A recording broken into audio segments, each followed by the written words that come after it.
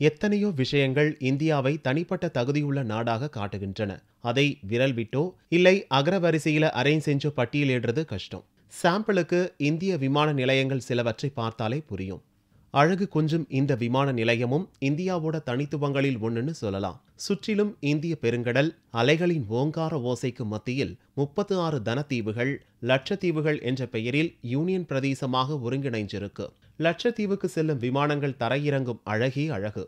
4000 அடி ஓடி பாதையுடன் அமைந்துள்ளது இந்த அகட்டி விமான நிலையம். மிசோரம் மாநிலத்தில் சுற்றி சுற்றி மலைகளுக்கு மத்தியில் 2500 மீட்டர் ஓடுபாதையுடன் அமைந்துள்ளது லெங்பியூ விமான நிலையம். டேபிள் டாப் ரன்வே என்று அழைக்கப்படும் ஓடுபாதையுடன் கூடியது. மிகச்சிறிய தூரம்தான், அதற்கு பிறகு அது ஆழப்பள்ளம். திறமையான பைலட்களால் இங்கு தரை இறங்க முடியும். உலகிலேயே மிக மிக உயரத்தில் உள்ள விமான நிலையங்களில் ஒன்று லேயில் உள்ள குஷோக் பகுலா ரிம்போச்சி விமான நிலையம். கடல் மட்டத்துக்கு மேல் 10,682 அடி உயரத்தில் அமைந்துள்ள இந்த விமான நிலையத்துக்கு பக்கவாட்டு பகுதிகளில் திடீரென்று சரியும் மலைத்தொடர்கள் எக்கச்சக்கம். ஷிம்லாவிலிருந்து 22 கிலோமீட்டர் தூரத்தில் இருக்கிறது ஜபராட்டி. இங்குள்ள விமான நிலையம் ஒரு மலைமுகட்டை படுக்கை வசமாக வெட்டி அமைக்கப்பட்டுள்ளது. இங்கு ஒரே ஒரு ரன்வே மட்டுமே. ஒரு நேரத்தில் 2 சிறிய விமானங்கள் மட்டுமே இங்கு நிறுத்த முடியும்.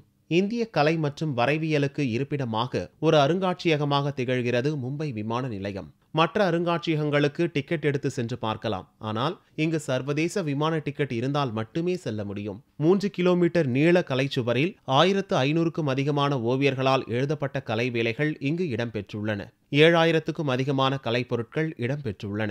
வெளிநாட்டு பயணிகள் மட்டுமல்ல, இந்திய உள்நாட்டு பயணிகளும் கூட நம் நாட்டின் கலைகளை பற்றி இங்கு காலடி வைத்ததுமே தெரிந்து புரிந்து கொள்ள முடியும். கோவாவில் உள்ள சர்வதேச விமான நிலையம் பெரும்பாலும் டபோலிம் ஏர்போர்ட் என்றே அறியப்படுகிறது. அரபிக் கடலோரம் அலைகளின் ரீங்காரத்துக்கு மத்தியில் அழகாக அமைந்துள்ள இந்த விமான நிலையம் சுற்றுலா பயணிகளுக்கு ஒரு சொர்க்கபுரிதான்.